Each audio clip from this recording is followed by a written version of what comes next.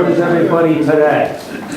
It's a beautiful day in the neighborhood, as the saying goes. This is... Make us all young children? Well, don't think I'm going to change us into a sweater or anything like that. That's not going to happen here. I'm not doing that. Nor am I going to put on an armband either. I'm not doing that, so that's out. This is number 4, talk 4, on the Nazi Revolution, 1934. And if you take a look at that handout, the first page going into the second is something that came out of the introduction of a book I wrote called On History, a Treatise. And I was always taken by that. Well, this comes out of Mein Kampf, by the way. The opening shot, if you want to call it that, on that handout, the top of the page, where Hitler writes, "The receptivity of the masses is very limited. Their intelligence is small, but their power of forgetting is enormous." Sounds familiar. She says it sounds familiar. Interesting, isn't it? Boy, apple doesn't fall far from the tree, does it? Who said that? Hitler. Who? Hitler. Mr. Adolf. You know, that man that Ernst Röhm was able to call Adolf, unlike almost anyone else. Interesting here. And so, but today, yeah, in this statement, this statement, or what Mr. Hitler wrote in Mein Kampf, there's a lot of truth to this. There is a lot of truth to this, and I'm a firm believer in the mass does not think, individuals do. You know, a group can't think, individuals do. And again, when you move on to the next page, and again, this comes out of the Nazi period, fascist Italy, what went on in the Soviet Union, so on and so forth. Something Ludwig Borgia once said: "Only the suppressed word is dangerous." You're getting into censorship here, you know. Or, as Potter Stewart once said, censorship reflects a society's lack of confidence in itself. There's a lot of truth to that. And that gets you to the undermining of the Weimar Republic. And again, you know, I mentioned this in the beginning, that this so-called republic, a system of representative government based on a constitution, which the Weimar Constitution was one of the more liberal constitutions. And yet in the end, unlike our nation, which has a track record of representative government, which now is under threat. There's no, you have to be blind not to see that. However, the Weimar Republic really comes out of the end of a war, a defeat, and comes out of a governmental system that was authoritarian. The Hohenzollerns, Kaiser Wilhelm II in the end here, hardly an example of representative government here. And interesting here too, that because of the so-called fortunes of war, or ill fortunes by 1916, not even the Kaiser's running this country. And he sits in his throne, sure, but who runs the country at this point? That veritable institution in German life, the army. The high command, the general staff, in the form of von Hindenburg and Ludendorff. They dictate. It's the military dictatorship. And so this war, you call World War I, I call it a European Civil War. Really, the first casualty, if you want to make this argument, the first casualty, even before the Romanovs, everyone says, well, the Romanovs are gone, the first monarchy gone. Not really. It happened in Germany the year before. It's called a military dictatorship. In Russia, it was a revolution, eventually taken over by Lenin and his Bolsheviks. The Romanovs are gone, cast into the dustbin of history after 300 some odd years. The Hohenzollerns are gone here. Military dictatorship, and they're not coming back. They're not coming back. So here, this idea of a Weimar Republic is not built on a foundation of concrete, sand. The German people, they're used to representative government? They're not. And this representative government I mentioned before, again the first week, in 1919, the Spartacus League, the communists, Rosa Luxemburg, Karl Liebknecht, worker revolt in Berlin, January 1919. And Frederick Ebert, you know, with the Weimar, or this growing Weimar Republic here, how are you going to put this down? How are you going to put this down? He asked the army to. Yeah, sure, General Brunner says, sure, we'll put it down for you, but, you know, we got to discuss the ground rules here. You know, we're going to rearm here no matter what. What system of representative government is this? And then, not to get their hands totally dirty, they're going to bring in the Freikorps to help them discipline the workers in Berlin. And I mentioned before what the Freikorps was. The Freikorps, and there were numbers of them all over Germany of a right-wing persuasion. Guys who were out of work, unemployed soldiers, freebooters, and underneath, who's helping to control this? The army. You know, keep in mind, after Versailles comes out, the army is going to be reduced to 100,000 men. The Reichswehr, which is what it's called. And so they're going to arm the Freikorps. Rifles, machine guns, even flamethrowers, and a few field pieces. Now, if this was a functioning system of representative government, you would have thought Rosa Luxemburg and Karl Liebknecht would have been brought to trial, correct, for treason? No, they're brutally murdered in Berlin. They're not even going to see a courtroom. So right off the bat, how is this a functioning system of representative government? It's not. It's not. And so this, and if you take a look at the Weimar Republic, that's you know, until Hitler takes power, what? 1919 to 1933. Give him the benefit of the doubt. 14 years here? When is it really a functioning system? Maybe between 1924 to 1929. You know, the Depression. When America floats the German economy, keep in mind what I said last week. This country, you know, this country is going to pour $7 billion into Germany between 1924 and 1932. And we didn't do this out of the goodness of our hearts, folks. Let's understand that one. We did it because, you know, the reparations, the Germans, they owe $33 billion, plus the Belgian war debt. How's that going to happen when their economy isn't working too well? That's not going to work. You know, and then on top of that, you know, the British, French, and the Belgians want to be paid, the reparations, but we also loan the Allies $10–12 billion, and we want it back. That only makes sense. That's what you're in business for, right? You loan money, you want it back. It's not hard to figure that one out with a little bit of interest. Boy, if some of those bankers today could actually see a credit card bill today, they'd drool. You know? But, so what's going to happen here? We are going to float the German economy. And so the Germans will begin a payment schedule, and they're going to pay back the Allies, who in turn are going to pay us back. You know, we loaned them $10–12 billion. We want it back. And so what's the dollar going to do? And so Germans are back to work. You know, people are beginning to live a good life. Beginning to.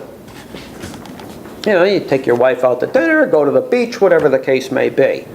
And maybe have a few dollars in your pocket.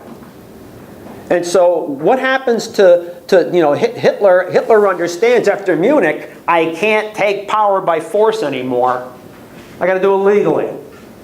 But what happens after he's out of Landsberg prison, 1925? The fortunes of the Nazis aren't very good. Why? The economy's getting better. Who the heck wants to pay attention to him? Even the communists are not doing as well.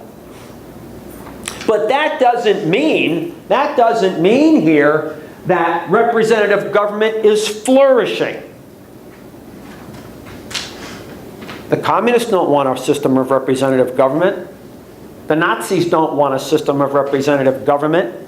The bankers do not want a democracy. The industrialists do not want a democracy. And many of your government functionaries, you know, the civil servants, some of these people came from where? Upper middle class. They weren't brought up in a system of representative government in Germany. Many of your judiciary from the privileged class. Last thing they want is a democracy. And so this idea of a functioning system of representative government, it's undermined really from the start. In 1928, you know, in the elections of 1928, Hitler got 810,000 votes. The Nazis have 12 seats in the Reichstag. That makes you yawn. Where are they going? No place at this point. However, you know, it's almost as if Hitler's a joke. Although the joke will cease being funny on October 29, 1929, the Depression. And so America cannot help carry that ball anymore, because now it's a global downturn, and that's only going to grow. I mean, keep in mind, in this country itself, in 1933, when FDR finally takes office, this country has a 25% unemployment rate. 25%. And keep in mind here, there's no social safety net. Doesn't exist. You know, and were women in the workforce like they are now? No. One breadwinner in the family, how's that working out? Not too well. Not too well. So how are we supposed to help the Germans? Not going to work. You know, and what doesn't help here either is when Friedrich Ebert, you know, the first real president of the Weimar Republic, dies in 1925, and the people, you know, Paul von Hindenburg is going to be elected president. Now, keep in mind what Hindenburg represents. You know, he's considered that face of stability from the old German monarchy, Imperial Germany. So they elect somebody who represents Imperial Germany, which is hardly a system of representative government, to be the president. The army likes that one. And again, you see, despite this system of representative government, what's Hans von Seeck doing? You know, now by 1925, 26, 27, German soldiers and officers are deep in the bowels of the Ukraine, training with the Soviet army on weapons they're not supposed to be training on, planes, tanks, so on and so forth. Outlawed by the Versailles Treaty. And again, it's almost like the Soviets and the Germans are getting ready for June 22nd, 1941. They're doing this now in 1927, 28. You know, some production facilities are built to build aircraft and tanks so the two can train. You know, God forbid the German soldier gets out of step here, out of practice. And then the Soviets want to learn whatever they can from the German officers. That makes sense. That makes sense. The Japanese did. You know, the Japanese were interesting in the end of the 19th century when they were modernizing. And they began to build that empire. And how did they build their army? And how did they build their navy? A Prussian-trained army and a British-trained navy. Boy, how good does this get? That's what you want to do. Well, this is what the Soviets are hoping to do with the training with German soldiers. But what happens in Germany after after October 29, 1929? Well, obviously here the economy is going to go into the tank. Unemployment, people getting hungry, schools closing, so on and so forth. And the chancellor, named Mueller, he's not straightening the situation out. So, President Hindenburg will appoint Heinrich Brunner in March 1930 to form a government. Now, Brunner is a member of the Catholic Center Party. This sounds like a moderate party, but Brunner during the First World War was a booster of the military.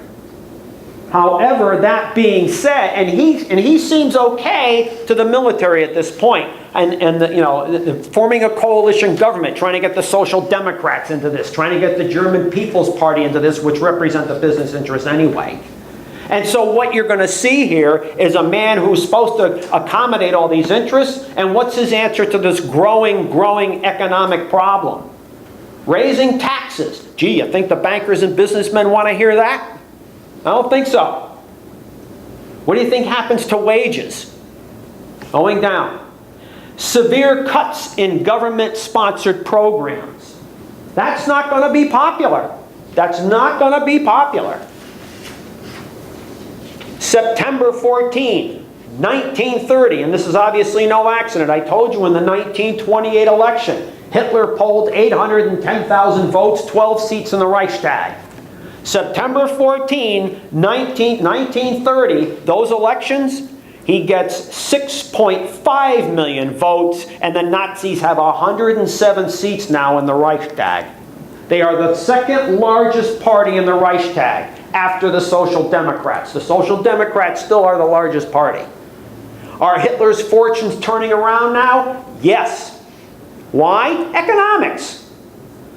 When people, their pocketbooks are happy, it's one of the primary reasons you'll have a successful state. Yeah. Isn't that why many Americans vote with their wallets? Seems to be the case. Seems to be the case. I always remember what John Adams once stated. This Marxist idea of supposedly being against private property. And what is it John Adams once stated? If you want a functioning system of representative government, the wide ownership of property. Well, some of you folks, right? Don't you own a house? Do you own a ranch? No, you might own a third of an acre, a fifth of an acre, half an acre, maybe you have a couple acres. It makes no difference.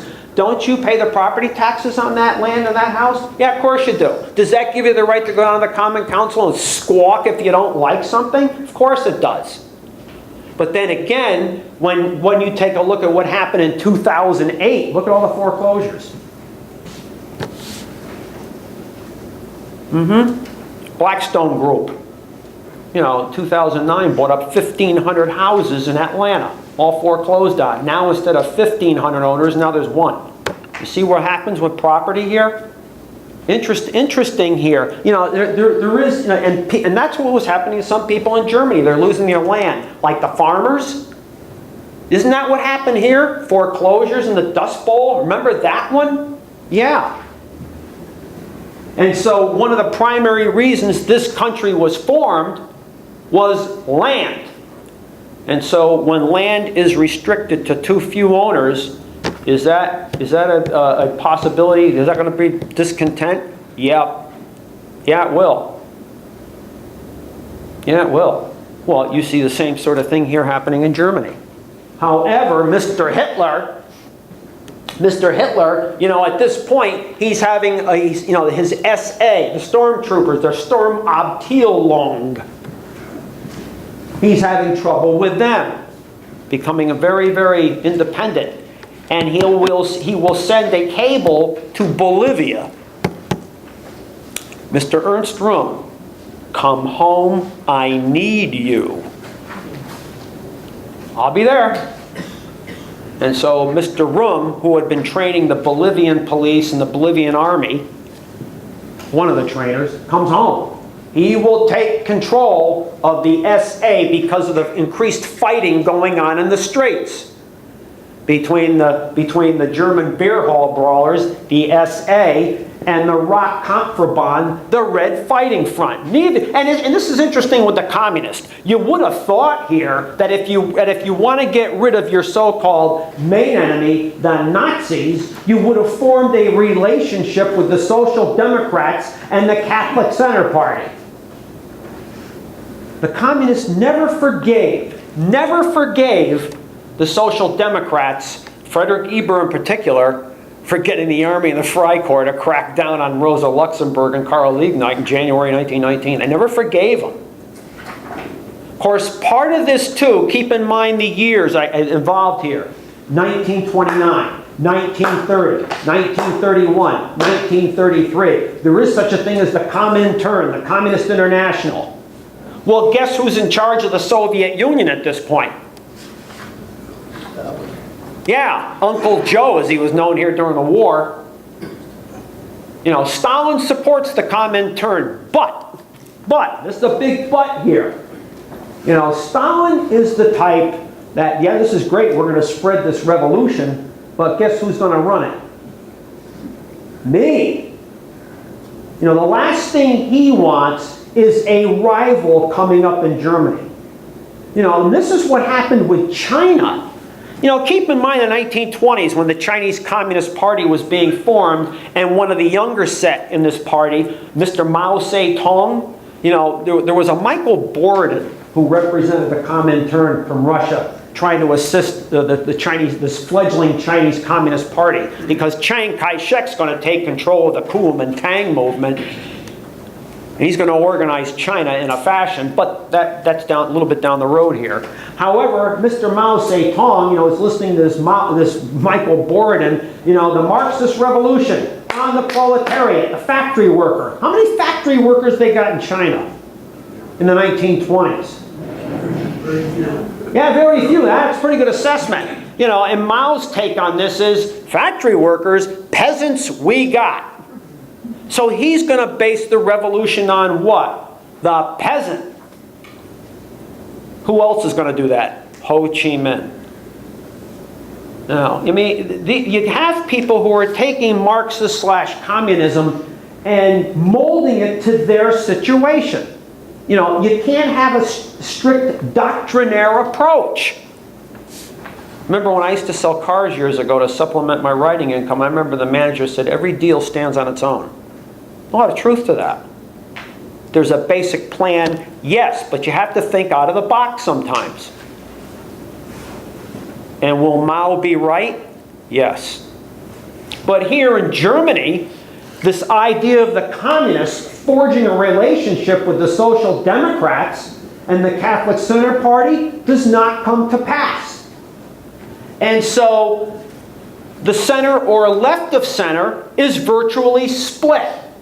And as you give way from 1930 to 1931, 1932, there are people among the banking, among the banking bloc, the industrialists, and the army who are seeing in Mr. Hitler, perhaps this is the horse we ought to ride. We ought to put our money on that nose, the Hitler horse. Maybe that's what we ought to do. He says, "I'll bring back the German military." He says that. Well, wasn't he a corporal in the army? Yeah, he was. He was. And so by 1932, you know, the Brunner government is not working out too well. There's a man who enters here now, well, he's been around for a while, General Kurt Schleicher of the German army. And he will convince Mr. Hindenburg. Keep in mind, Paul von Hindenburg, by this point, is not the healthiest man around. He's in his 80s at this point. And so he's not too healthy here. But he still is that face of stability of the old Germany. So he's still popular, even though he's not healthy. And so Kurt Schleicher will see to the fact that Mr. Brunner will be out, and Mr. Hindenburg will appoint Franz von Papen. Now, von Papen was a German diplomat at one point, and he was here in the United States at one point during the First World War. He was spying on us. That's what he was doing. He was spying on us. He is an opponent of representative government. So in this respect, he's a good choice. He's a good choice. And he will see. He will go to the Prussian, you know, the German system. You know, they have states too, the old city state, the old state system. And he will put an end to the parliamentary system dominated by the Social Democrats in the Prussian state, and impose a commissioner. So that home base by this point of the Social Democrats has been eviscerated. That will make sure the communists do not get together with the Social Democrats. But that wasn't going to happen anyway, because Moscow doesn't want it that way. There were some in the Comintern in Moscow who urged Stalin, you have to form a coalition. Stalin, as an opponent of that, wants to make sure that he stays the leader of the so-called communist movement. And again, I made this point. Same thing with Gamal Abdel Nasser, the Pan-Arabist movement. Nice, all us Arabs are going to be together here in the late 40s and 50s when he takes power in 52. But Nasser is no different than Stalin. I want to run it. He's going to run this. It's nice that we're going to have this Pan-Arabist movement, but I'm going to run it. Mr. Stalin, same way. The so-called communist man, and he's not really a communist. I talked about him last week a little bit about his sojourn in the state capitalism. He was going to industrialize the Soviet Union. And then he'll purge the Bolshevik Party, but I'll get into that a little bit later. And so, but Franz von Papen is not really a leader of a so-called coalition government. And so in elections in 1932 for the presidency in Germany, Mr. Hitler, last election, 1930, he polled 6.5 million votes. In the 1932 elections, he polls 13.5 million votes. The Nazi Party goes from 107 seats in the Reichstag to 230. However, Mr. Hindenburg polls 19.5 million votes. He stays as the president, but he's getting sicker. But it almost assures the Nazis at this point, you cannot have a bona fide system or a coalition government without the Nazis. They now are the largest party in the Reichstag, with some 40% of the seats. They don't have the majority yet, but they're singly the largest party. And he's getting more money now from bankers and businessmen. And so Kurt Schleicher will get rid of Papen as the chancellor. He will take the seat himself. He is now the chancellor. An army general is now the chancellor, because the army, for all intents and purposes, is really the only institution in Germany that is stable at this point. It's not going anywhere. Mr. Schleicher does not want Hitler as the chancellor of Germany, and neither does Hindenburg, really. And so what is Mr. Schleicher going to do to try to stop this? Now we get into Mr. Gregor Strasser. I mentioned him before, who believes in this, this National Socialist German Workers' Party, actually believes in socialism, helping the German worker. Ernst Röhm is reaching that point with the SA. Keep in mind, the SA, the beer hall brawlers, under his organization, 3 to 4 million men. And Mr. Röhm, while Gregor Strasser with his brother Otto, by the way, the Strasser brothers, who want to bring into this idea of socialism for the German worker, make them part of the Nazi revolution, Hitler's not interested in this stuff. He wants the businessman, the banker, and the army. And that's going to cater to the workers. Mr. Röhm is looking to make this idea of a people's army a reality here with his beer hall brawlers. Interesting what Walter von Brauchitsch will later say. General Walter von Brauchitsch, who commanded the German army, I think from 38 to 41. He later said, when reviewing this era, Mr. Röhm wanting, keep in mind the German army is only 100,000 men at this point. That's all it is. And the SA is 3 to 4 million. who basically has a larger, or who has a larger army? The SA. Mr. Brockwich, alludes to the fact that, the German army, many of these Prussian generals, some were from the Junker class, the landed gentry. And as Brockwich said, military affairs are too important to be left in the hands of peculators, drunkards, and homosexuals. What does that tell you? Room's going to have to go. It's a little early in the early rounds yet, but that's the sentiment even now. But General Schleicher wants to erect a coalition government by using Mr. Strasser and separate him from Hitler and put him into the government. Strasser says no. This leads to a backlash within the Nazi Party. Hermann Goering, Joseph Goebbels argue vehemently against this. Hitler is the leader. Hitler's the Führer. Hitler rails against Gregor Strasser. You're selling me down the river. You're selling the Nazi Party down the river. Strasser says no. Strasser says no.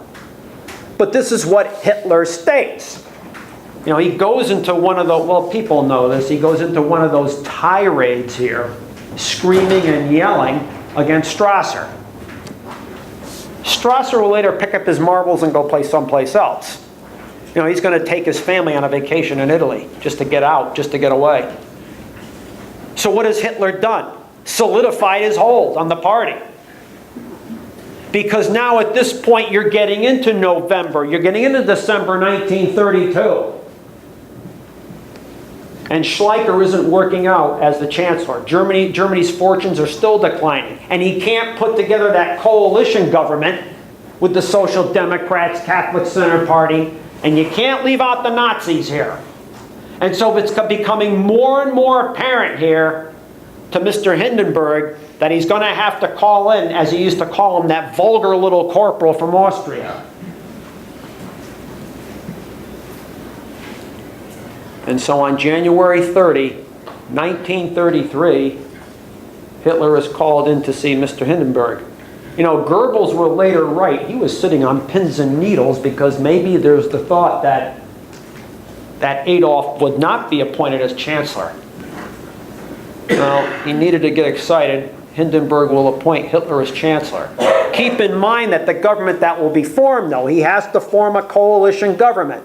And these, the businessmen and the bankers and the army here are going to try to keep him in control. That old saying, we are hiring him. And so right off the bat, even though Hitler is now the chancellor of Germany, he doesn't have complete control. Hermann Goering is going to be admitted as a minister in this coalition government. A minister without portfolio. Well, what kind of job is that? Hitler is the chancellor. But Hitler does have a man who operates an important ministry here. Wilhelm Frick, the Minister of Interior. The police. That's an important foothold in the door. The police.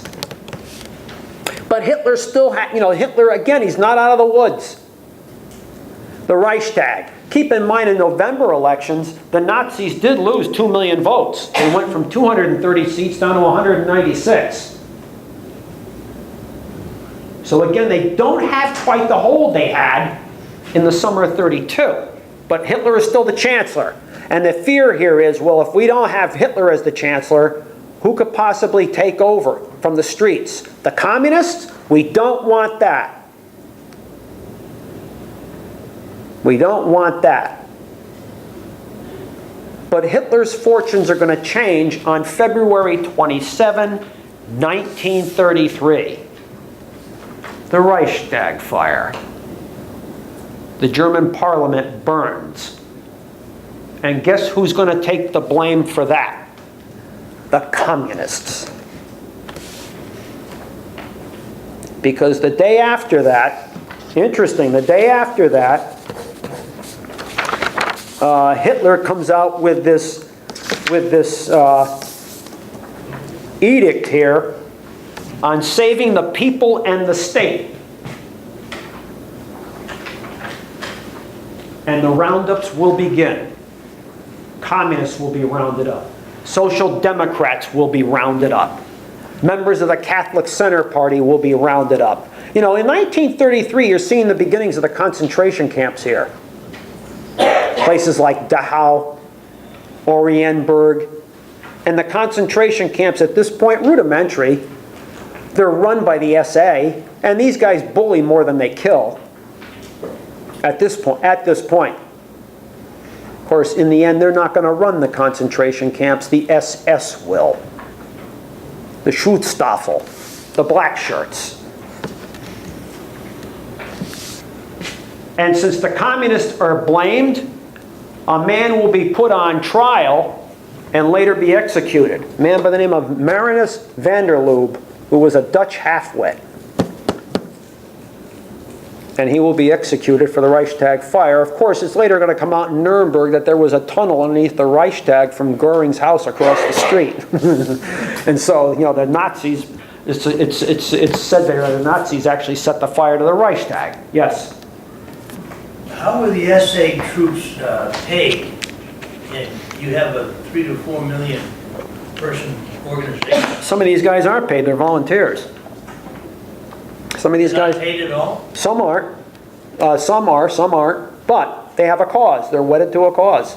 And besides, you know, what Rum is telling these guys, we're going to form a people's army here. And not only form a people's army in Germany, how about spreading this revolution outside Germany's borders? He sounds like Trotsky, for Pete's sakes, at this point.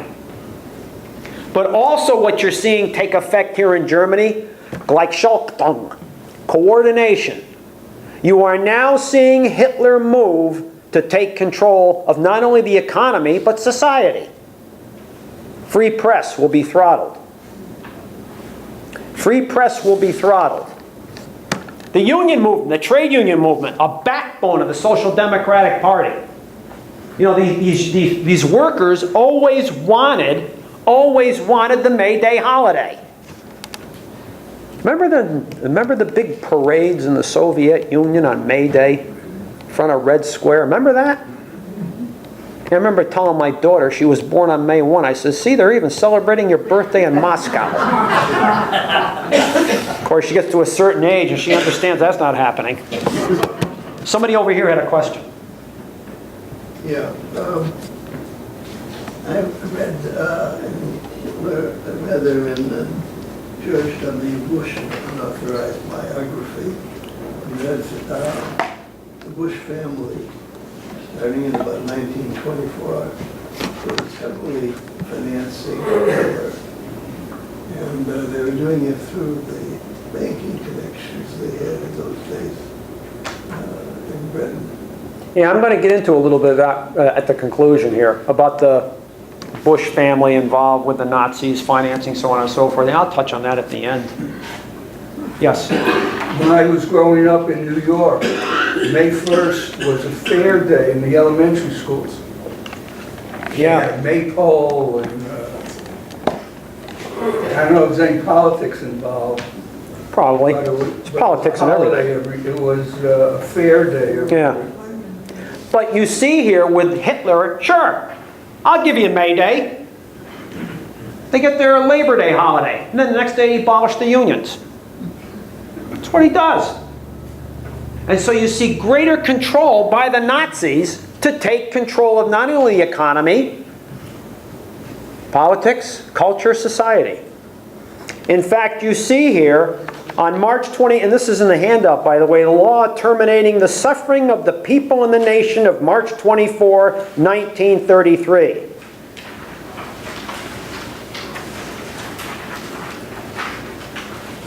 The Reichstag has passed the following law, which has been approved by the Reichsrat, the requirements of legal constitutional change having been met. In addition to the procedure outlined for the passage of legislation in the Constitution, the government also is authorized to pass laws.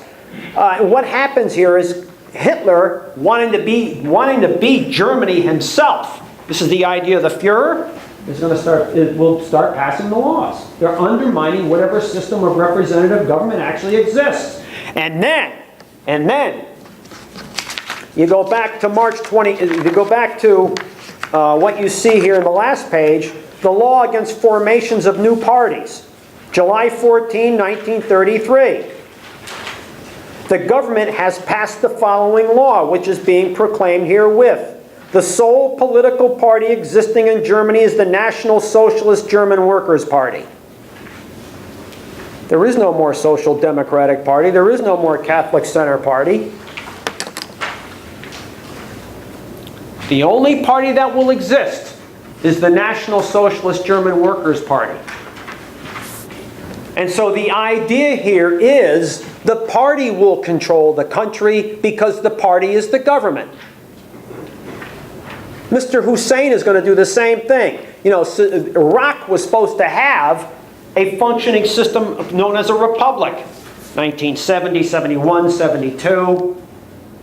They had the president, Hassan al-Bakr at that point. Saddam was one of his valued underlings. They had a judiciary. They had a parliament.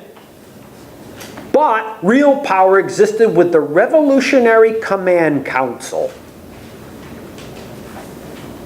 These guys from Tikrit, the Ba'ath Party. The Ba'ath Party was the government, not the Republic. It's a Republican name only. That's what's happening here. That's what's happening here. The party, in the name of Hitler, controls this country. But again, Hitler has a problem. He has this problem that's brewing here. Ernst Röhm and the SA. Again, Hitler needs the continued support of the businessmen and the bankers and the army, or the military. And there's pressure brewing with the SA. We helped Hitler get to Berlin.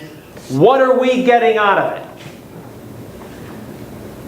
Well, the prize is, for some of these people, the SA will be the Army of Germany. And again, these reactionary generals are not going to go for this.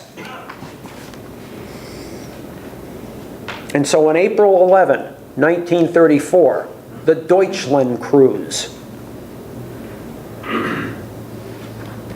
the German armored ship Deutschland, which the British used to call these pocket battleships, the Deutschland. Remember the Graf Spee? Yeah, Graf Spee, Admiral Scheer, the three of them. They were called, the British called them pocket battleships because they were supposed to be within that 10,000 ton limit imposed by Versailles. And they had 11-inch guns. Of course, once you got done refueling them, once you got done putting the ammo in, once you got done putting the crew on board with food and so on and so forth, these ships were 13 to 14,000 tons, so much for the 10,000 ton limit. And so they go on a cruise in the North Sea. Representatives of German industry, banking, and the military. Röhm has got to go.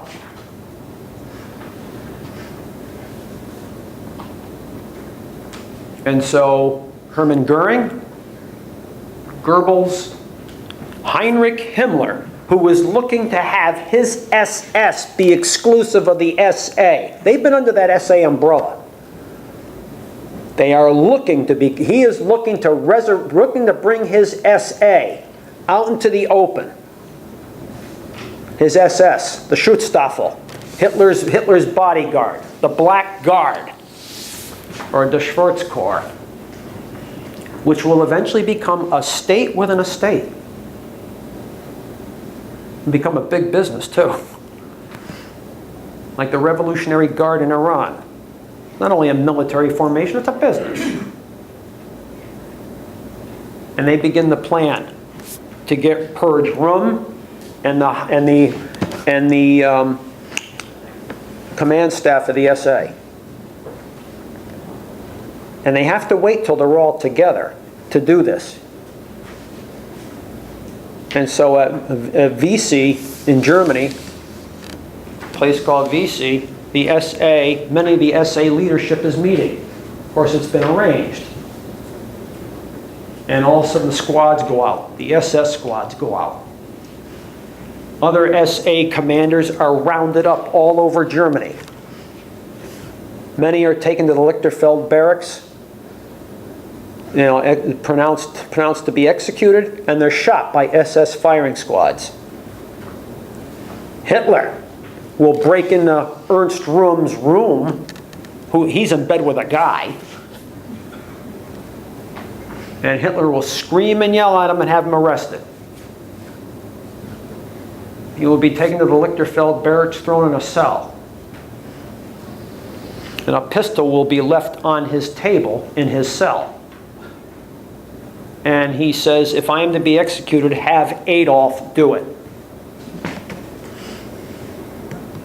2 SS men wait 10 minutes. They do not hear a shot from the cell. So they go back to the cell. And there's Röhm. He stands up. He will not shoot himself. Have Adolf do it. Well, Adolf's not going to do it. These 2 SS men pull out their pistols. Boom, boom. That's the end of Röhm. He's done. Upwards of 150 SA leaders will be shot. But it's not just the SA. This is a time to settle old scores. Kurt von Schleicher, the last real chancellor of Germany, prior to Hitler, 2 SS men go to the door. As soon as Schleicher opens the door, boom, boom. And his wife comes up screaming, she's shot. Gustav von Kahr, if you remember that from the talk number 2, who was the commissioner in Bavaria, just prior to the Munich Putsch. He was one of those that wanted to separate Bavaria from Germany. He turned against Hitler during the Munich Putsch. They find him in a swamp, and he was executed with an axe. Upwards of 1,000 people will be killed in Nazi Germany between June 30 to July 1, 1934. 2 days? Mm-hmm. Hitler now, the Nazi party, Gregor Strasser, is killed. Otto Strasser escapes across into Switzerland. So whatever, if you want to call it, left-wing faction of the Nazi party has now been purged. Hindenburg, President Hindenburg, who's really into senility at this point, coming and going mentally, congratulates Hitler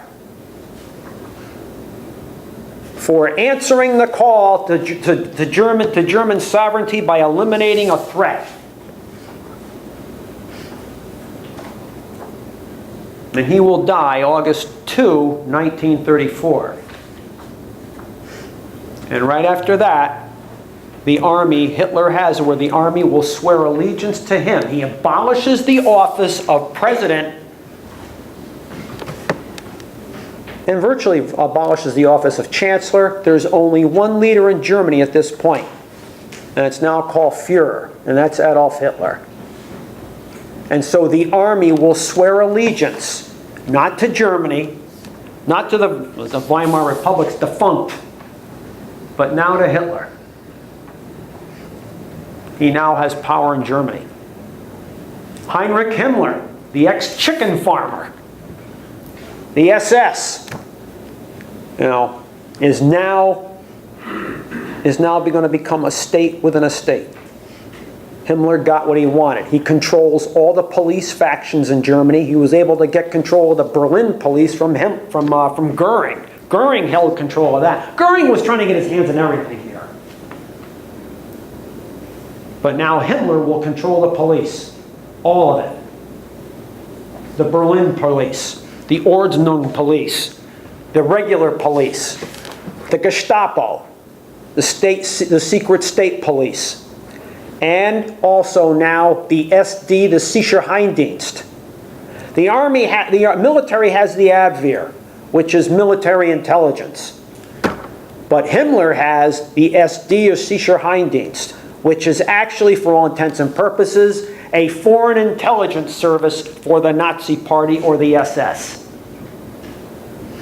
Himmler later on will also have helped to form the Waffen-SS, or armed SS, which will actually be a rival to the German army. Have their own military formations, their own commanders, so on and so forth, exclusive of the army. The SS will turn the concentration camp system into a business, especially after when the death camps open.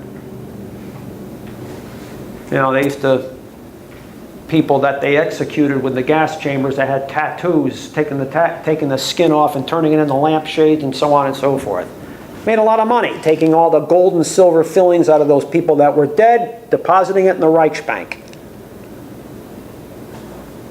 Yeah. And so this is the state that is starting to come about here in 1934. And so this so-called system of representative government built on a foundation of sand, it's a house of cards, it falls apart. And so a lack of a track record for representative government here in Germany, it doesn't exist. And as mentioned earlier, out of 14 years of existence, if you want to use that, 5 were actually functioning when the United States helped to float the German economy. Of course, there is an addendum here to this. After the Night of the Long Knives, one man will take a look at this purge and go,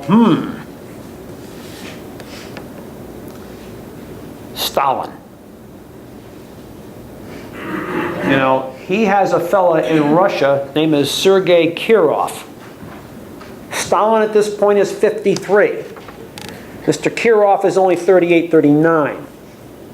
Kirov at the party congress that summer, you know, he's a he's a pretty good orator, fairly handsome, is a rising star in the Soviet Communist Party.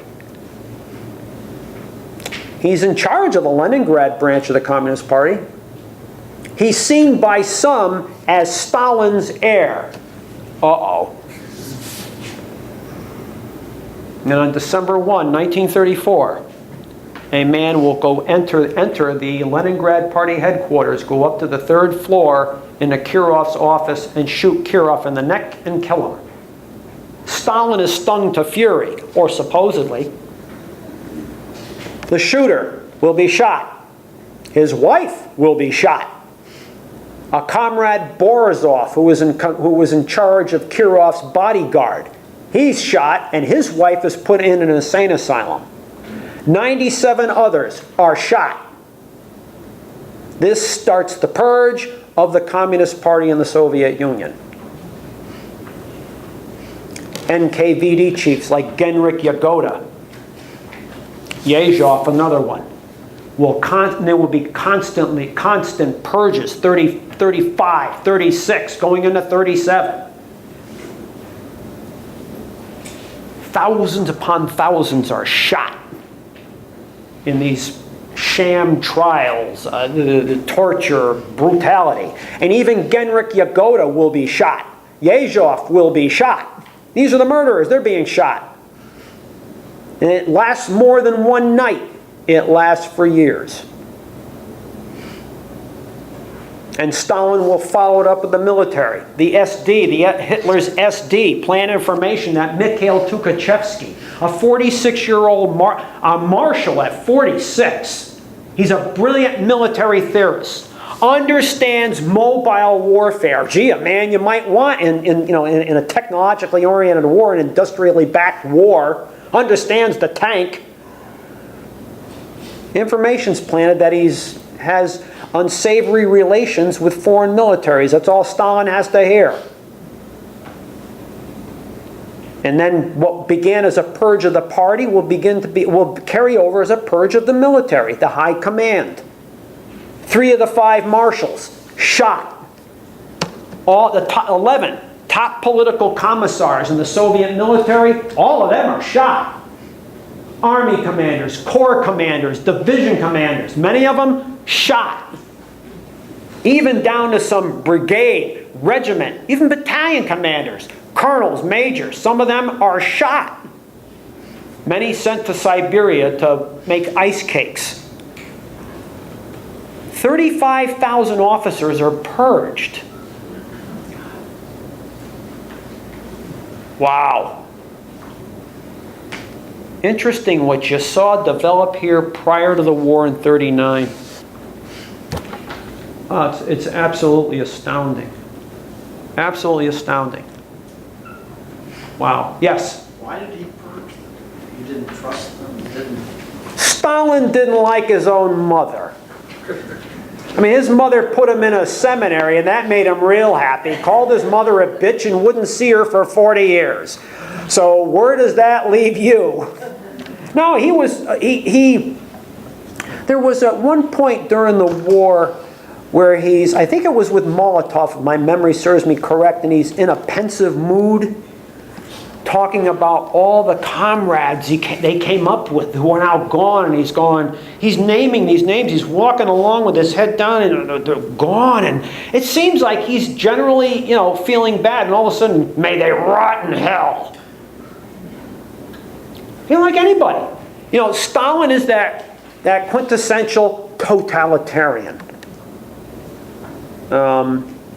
If anybody is if you go to a dictionary and you see a definition for totalitarian, if there's anybody's picture who should be next to the word, it should be his. He trusted nobody. Nobody. He's and I always say that one of the most fascinating characters to come out of this era, Hitler gets a lot of publicity. Now you know that, but you're missing something if you don't get into Stalin. I mean, he is the consummate backroom politician. If you want to learn to be a backroom politician, boy, there's your boy. There's your boy, Uncle Joe.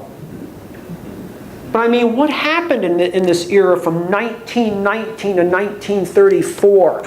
And it underscores what I said in the beginning here.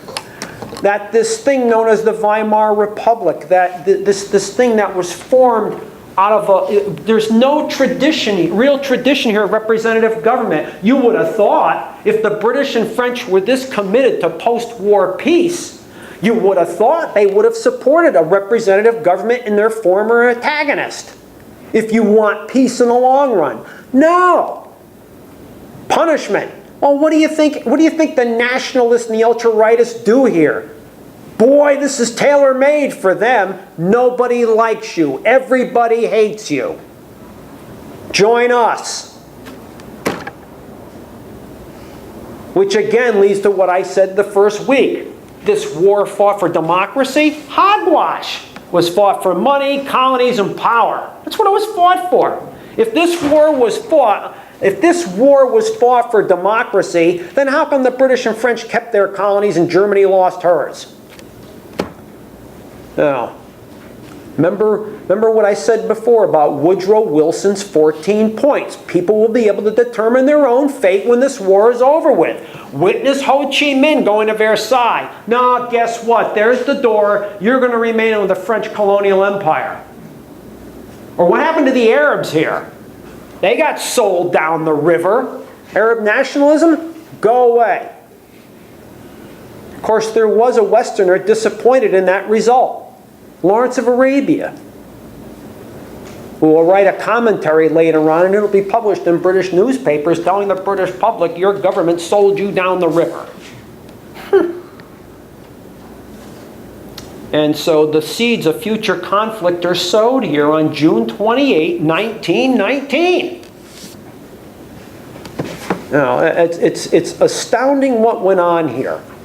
Then how come 8.5 million soldiers died in the trenches? What did they die for? What, so the monarch can be replaced by the fascists, the Nazis, the Bolsheviks, and militarism? And so again, coming out of this European Civil War, you see this culture that develops of industrialized war. That's all part of this.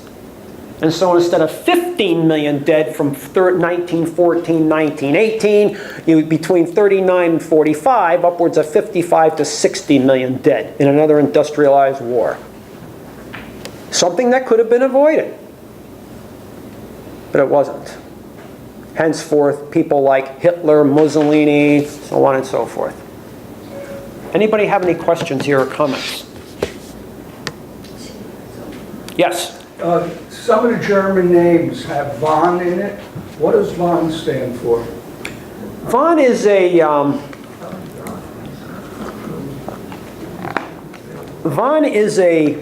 how can I describe this? Von is a title showing importance. I don't know exactly what it actually means, but it's a title of importance. Not everybody has the name von there. Hitler never did. Of course, Hitler didn't come from a privileged class. Some German generals did. Heinz Guderian never did, but Erich von Manstein did. Yes? I think von links to the family. It says from, and it's, for example, von Furstenberg and go on. And, Yeah, it denotes importance. yes, those were, It denotes importance because many of these generals were from the landed class. and from Prussia. Beg your pardon? And from Prussia. Yeah, the Prussian Junker class, yeah. They were the privileged set. Right. Among the privileged set, let's put it that way. Yeah. Wasn't there one of Stalin's stupid mistakes before the German invasion was he had just massacred 12 generals because they were Jews and he was anti-Semitic, and so they lost their leadership. He's referencing again the Stalin's, we'll call it disciplining of the officer class, eliminating even Jewish people. Well, but you see, in the very beginning of the war, it hurt the Russians. Their performance against the Finns in the Winter War was evident here, because many top flight Soviet commanders had been eliminated. However, in the long run, there were a crop of officers coming up. Georgy Zhukov, Ivan Konev, people like this who weren't quite on the scene as their brother officers are being disciplined. Zhukov was out in Asia. He'll defeat the Japanese in '39, and yet he'll be brought home, and Mr. Zhukov is going to be the star of the Soviet military hierarchy during the war. Competent general, very good with massed warfare. Konstantin Rokossovsky was another one, although Rokossovsky will be caught up in the Purge. The NKVD will pull out his fingernails and toenails and send him to Siberia. And then he will be rehabilitated. He will come back and serve for Stalin, and he will be twice accorded Hero of the Soviet Union. That's how it was going here in the East. I mean, it's astounding here. It really is. But yeah, Mr. Stalin didn't trust anybody. And Hitler doesn't trust people either, but it will get worse for Hitler as the war goes on. I mean, keep in mind, if you read Mein Kampf, Hitler states that the future of the Reich is in the East. Why? That's where all the resources are. Ukraine in particular. Isn't that where a lot of the wheat is, livestock? But of course you get there, what else is there? Beg your pardon? And coal. Coal, oil in the Caucasus, zinc, iron ore, so on and so forth. I mean, what did he get when he took France and the Low Countries?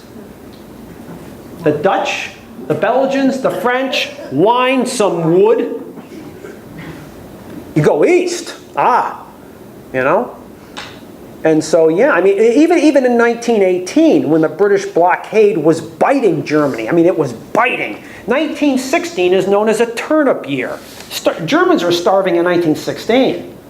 And so the German idea is to fashion Ukraine here into a German delicatessen. Well, we'll take the wheat, we'll take the livestock, Of course, they're going to lose the war. It's not going to work. But that's what Hitler wants in 42. When he launches a summer offensive in 42, he wants Ukraine. I mean, that's what he wants.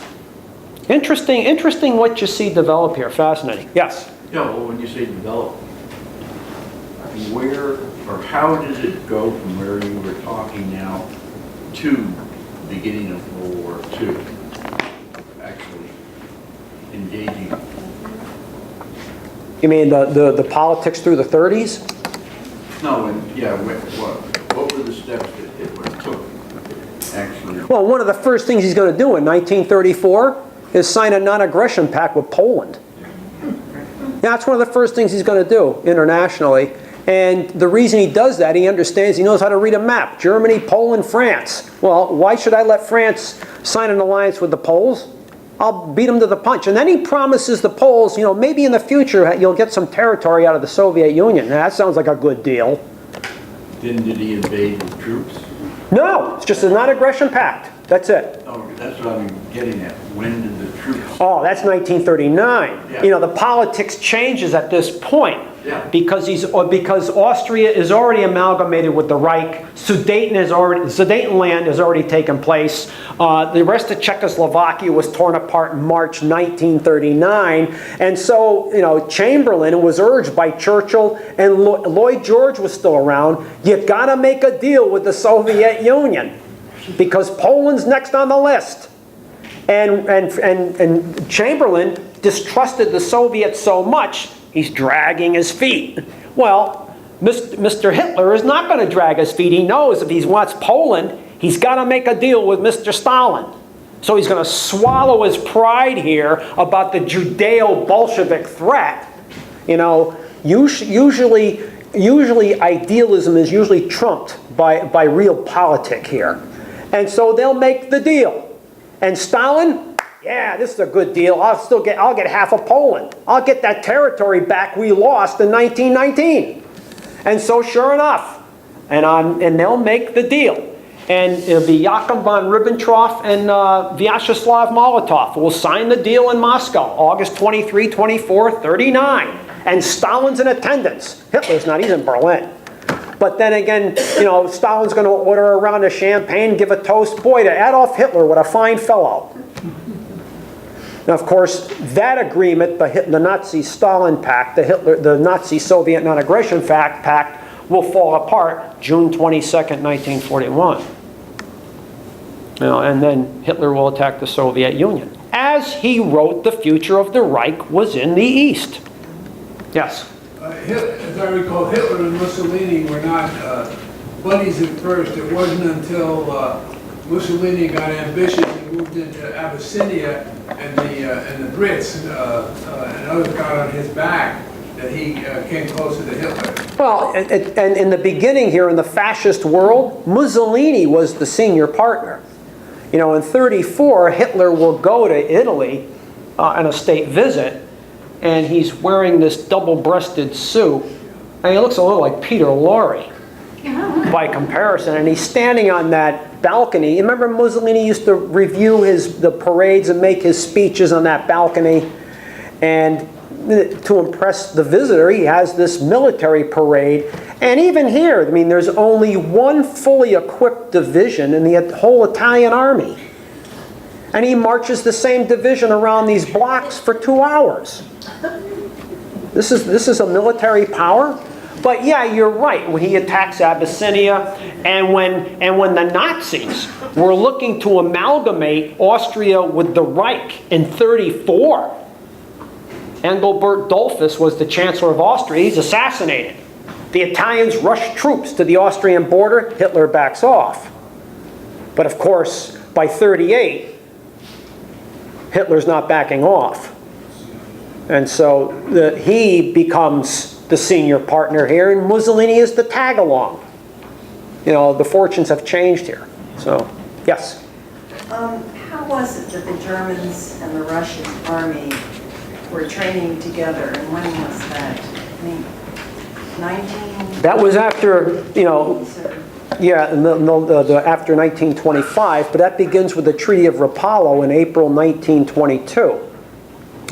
when Lenin contacts, the Russians are looking for diplomatic recognition here, so Lenin contacts London and Paris and says, hey, according to the Versailles Treaty, we can get reparations too. And this is the last thing the Germans wanted at this point. And the British and the French are thinking, gee, this is great. We can get Tsarist debts collected here. And so they're going to meet in Italy. And this treaty of, Grigory Chicherin, Lenin's foreign minister, tells Walter Rathenau, the chief of the German delegation, we don't want money. We want political recognition. And Rathenau always thought up to this point that Germany's future was with the West, not the East. But at this point, particularly with the French, Germany's fortunes aren't looking too good. He makes the deal. So Lenin gets political recognition from Berlin. Moscow will get political recognition from Berlin, from Moscow. And so the British and French are eventually going to follow. Lenin knew this. This is one way to get the British and French to recognize his government. And they will. He pulled off the neatest diplomatic trick of 1922. But this will lead to the German army and the Russian army training together deep in the bowels of Ukraine.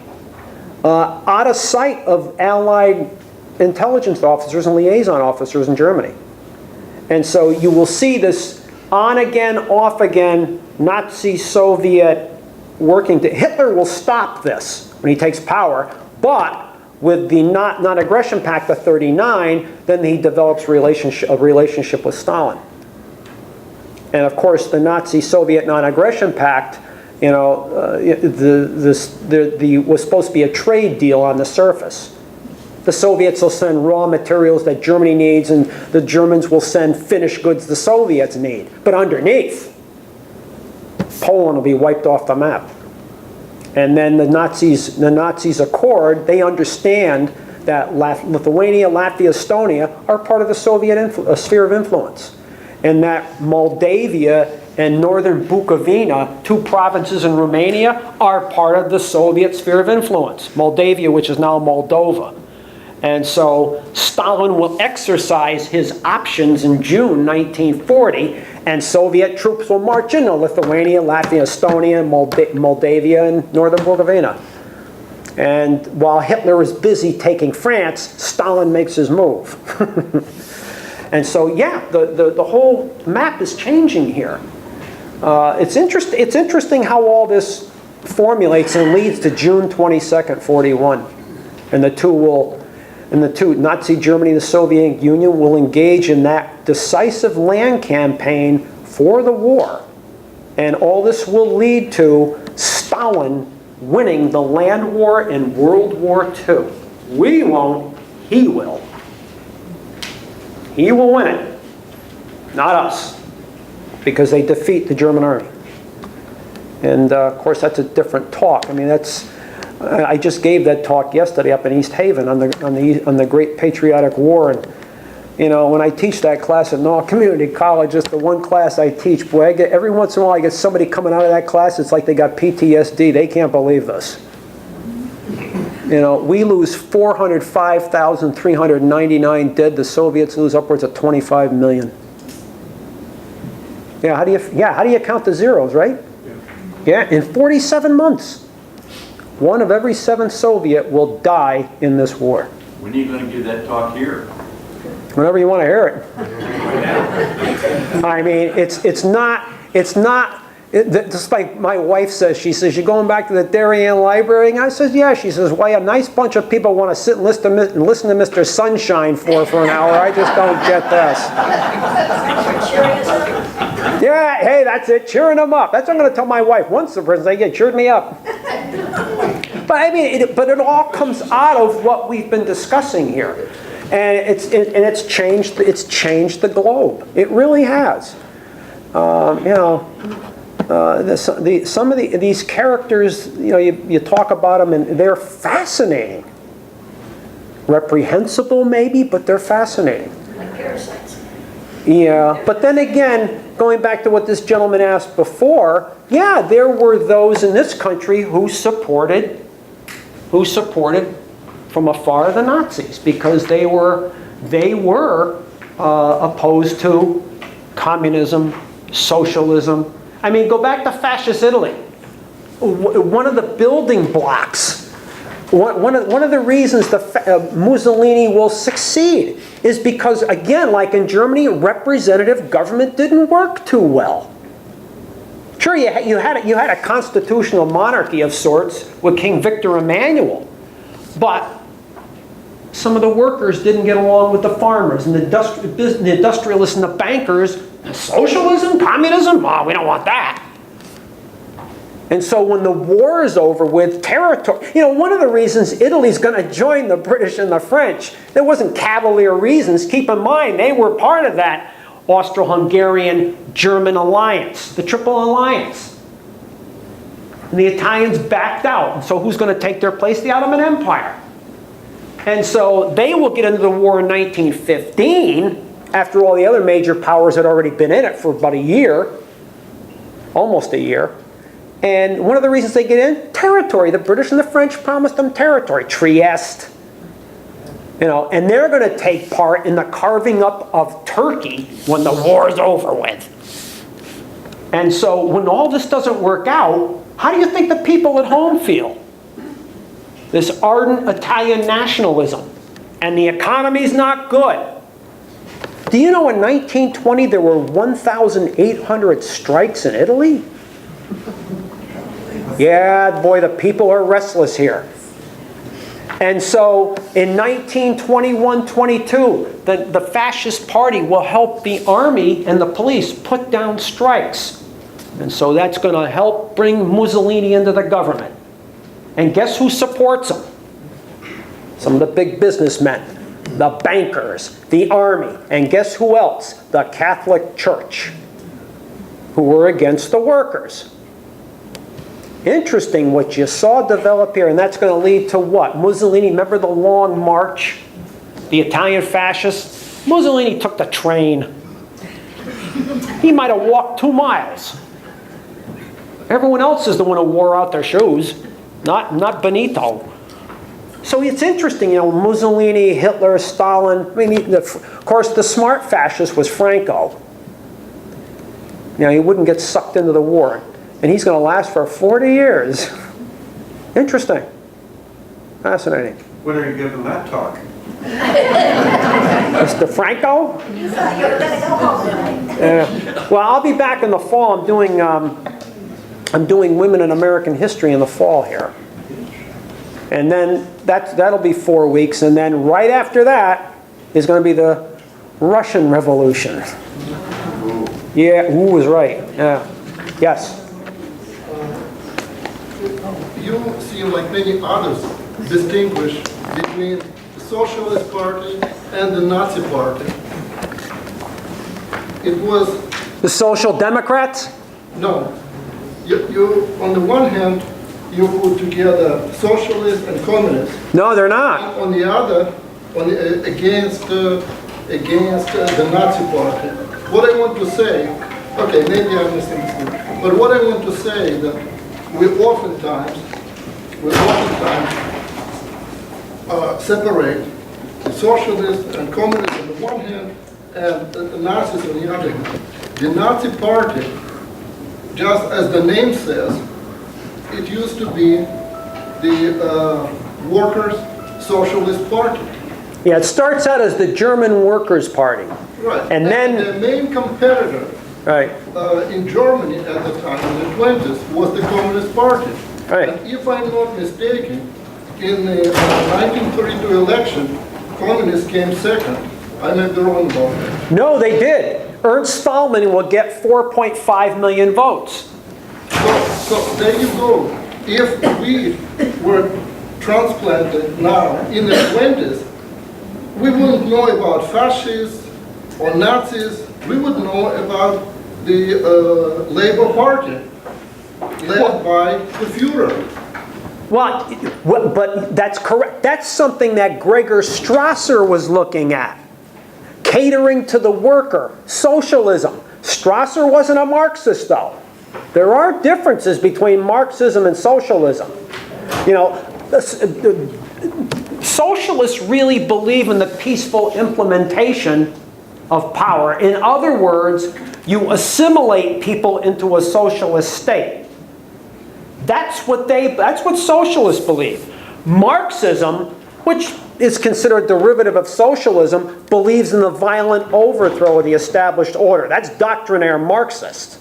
Plus, Marxists believe in the abolition of private property. Socialists don't necessarily believe in the abolition of private property. And so there are, which is why it used to get me when Glenn Beck was on Fox. Well, this week Obama's a socialist. The next week Obama's a Marxist. Well, what is he? There are differences between the two. And so it's interesting. The Social Democratic Party in Germany, some of their rudiments came out of Marxism, favoring the trade unions, favoring the worker. But they were more center, maybe to the left, moderate. Not like the communists. Not like the communists. I agree with everything you said. But you have to look at what they say. As opposed to what they do? As opposed to what they do after they come to power. Right. And whether it's socialist or communist or whatever, it's all the same. Well, and you go across time. And you go across the planet, across the globe, and all the same. And it started over 100 years ago, or exactly 100 years ago, right? With the Russian Revolution. And yeah, it's 100 years ago this year, yes. Look at Venezuela and North Korea, it's all the same. And they all start as socialists or communists, whatever. We can split hairs, but whatever. God bless you.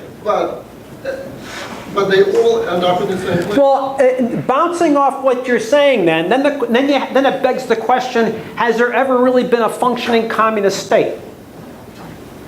No. Stalin wasn't a communist. Stalin was an opportunist. Stalin was a totalitarian. Stalinist Russia was not communist Russia. Did he pay lip service to it? Of course he did. Of course he did. You know, and when it's interesting too, going back to the purges, because you bring up a great point here. Mr. Stalin understood once he got Trotsky out of Russia and he takes control in 1927 after the 26th Party Congress. Interesting how he did that. You know, when Lenin appointed him Minister of Government Portfolios, geez, that sounds real important. It is. That gives Stalin the power to staff different government ministries, and who is he going to put in those ministries? People who owe him a favor.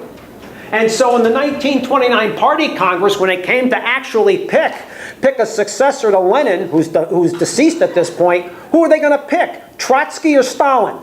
They're going to pick Stalin. And Trotsky, the brilliant orator, the brilliant theorist, is on a train getting out of the Soviet Union. And so Stalin's going to take a look and he's going to say, you know, we're not going to be a great power with this proletarian revolution garbage. I need to industrialize. I need to modernize. And so what is he going to do? You know, the land they gave the peasants, he's going to collectivize it. He wants to take control with the grain and the livestock, and he's going to sell a lot of it overseas for hard currency, bring in American, British, and French engineers, and start industrializing the Soviet Union. And by 1941, they will be one of the world's ranking industrial powers. People seem to forget this. And this will translate into one of the biggest secrets for Allied victory in World War II. The Soviets, you know, during World War II, he practices state capitalism here, not communism. He's building a factory system.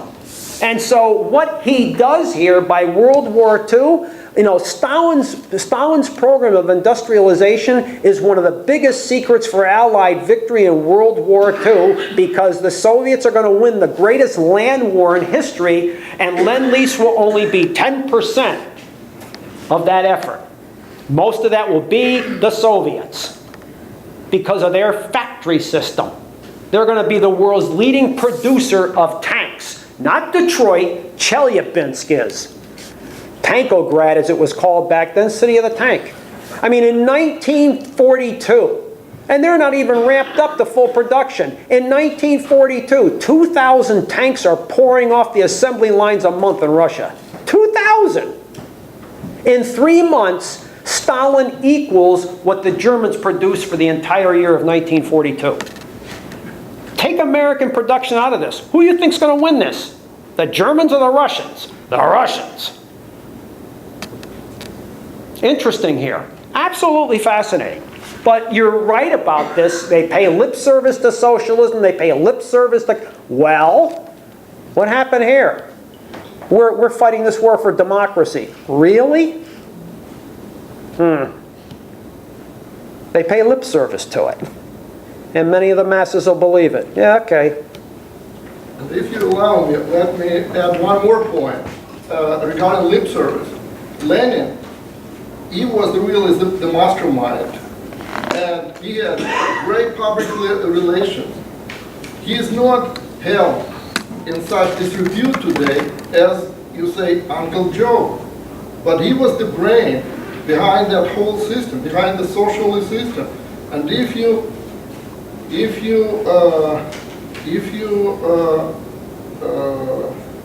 can draw parallels between what you lectured today and in Germany through the 20s and the 30s and Lenin. Let me just give you, I can give you many points, but let me give you just two. One regarding the representative government that you emphasized many times, that unless there is a fertile soil for it, it doesn't exist. In 1917, according to history, there were two Russian revolutions.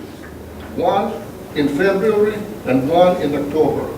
Right. Right? The Bolsheviks in October. The Bolsheviks in October and the first in February. Now, the February Revolution was not really a revolution. Tsar abdicated. And what was created? The temporary government. Provisional government, right. Provisional government. Kerensky will later... Kerensky, right. Who was kicked out of Russia, and I think he's buried in New York City somewhere. So, no, he escaped. He escaped from... Yeah, the courtesy of the British Secret Service. Right, something like that. Right.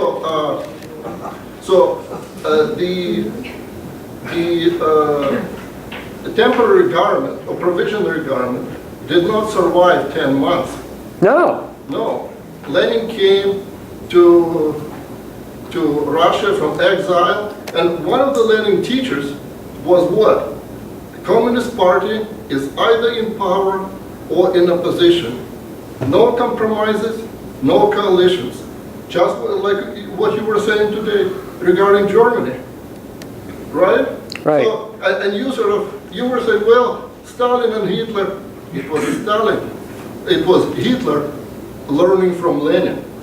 So no compromises, either in power or in opposition. So that's one thing regarding the temporary government.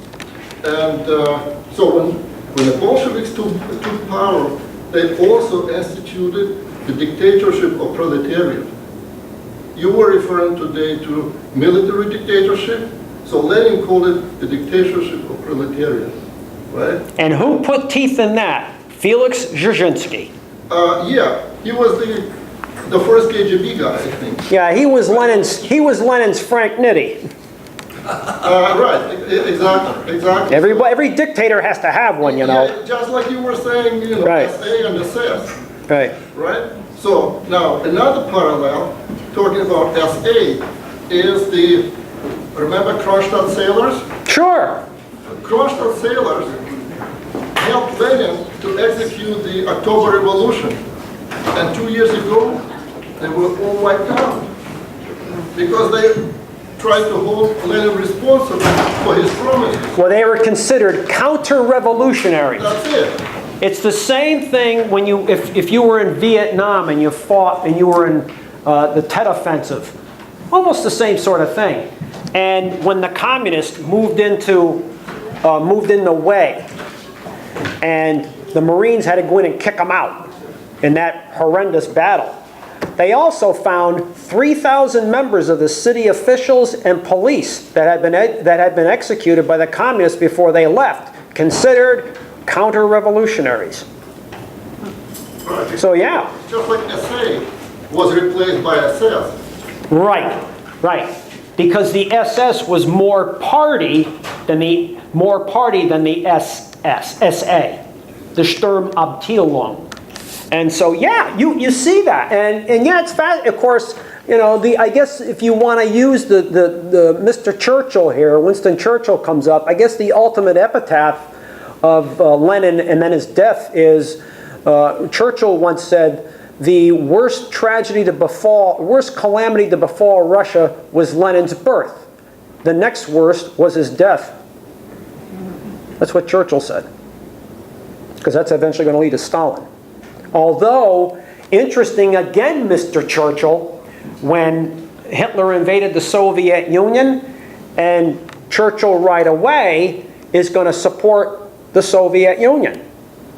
And there were members of parliament who said, "What are you doing that for? You're going to support one of your arch foes?" And it's Mr. Churchill who would say, "If Hitler invaded hell, I would make a favorable reference about the devil in Parliament." Leave it to Mr. Churchill to come up with the appropriate riposte here. I always said, boy, he would have been terrific with on Dean Martin's roasts. He could tear you apart with a straight face and you wouldn't know it, verbally. But yeah, it's fascinating here. It really is. But again, you're right. Many of these leaders pay lip service to the so-called cause and then proceed with their own agenda. And so, yeah, it's interesting. Yes? I was just going to say, all this happened. I mean, people were able to take position of power when there was some unsettling in each of their countries. Oh yeah, unsettling circumstances? Sure, sure.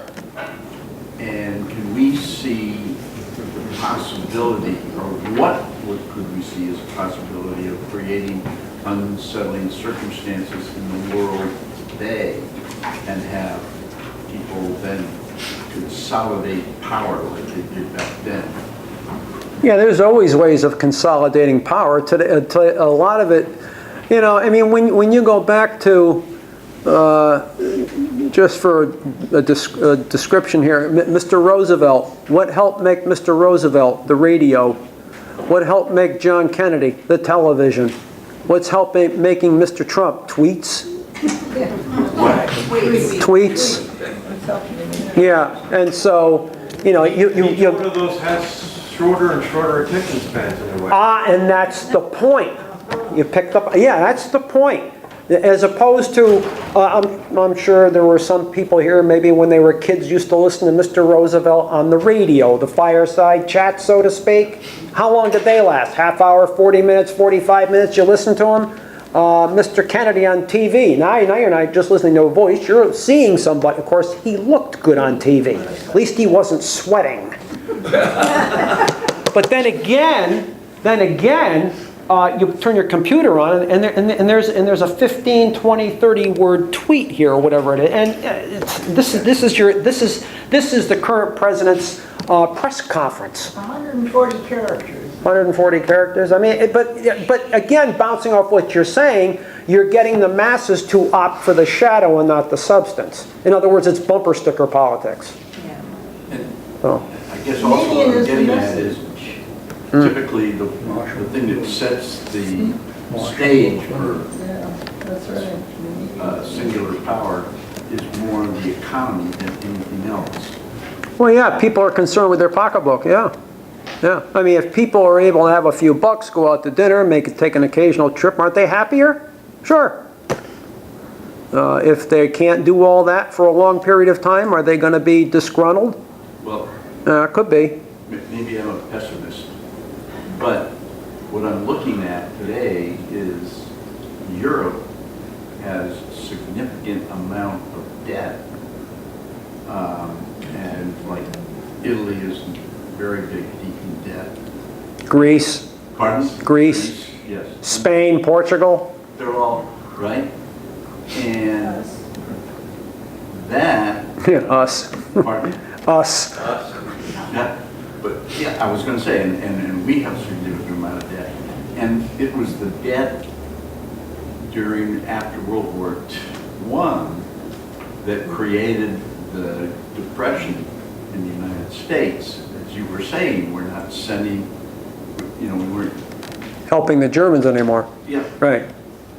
And also, so is it possible that the world could be in a situation where debt morphs into another depression? But somebody makes out with debt.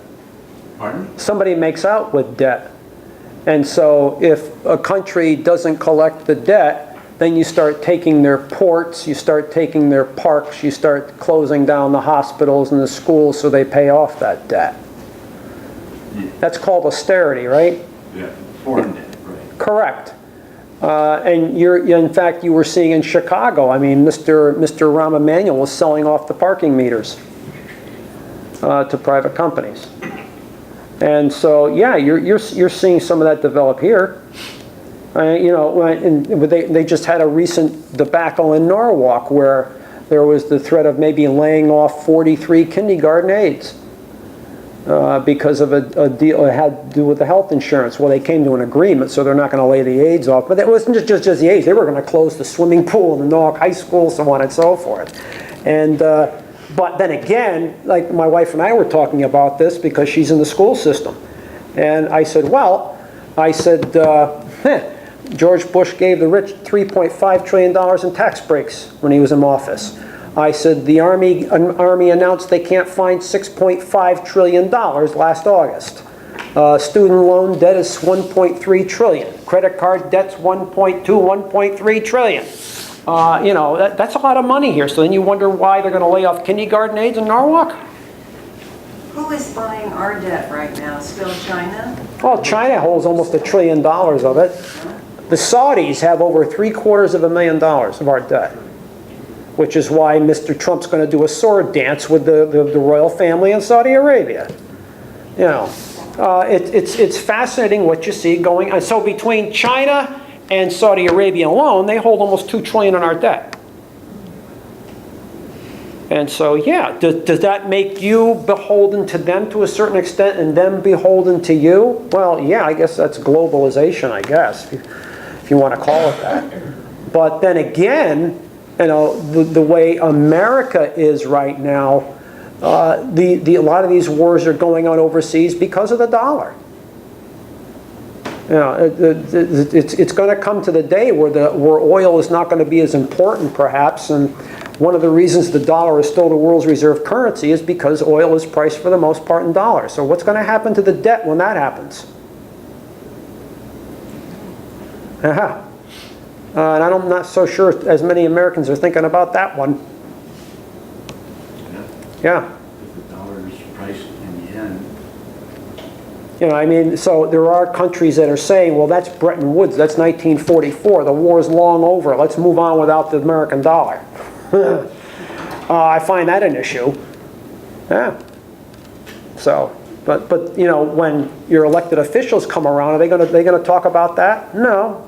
They're going to talk about Al Qaeda. They're going to talk about the Islamic State. They're going to talk about Mr. Putin.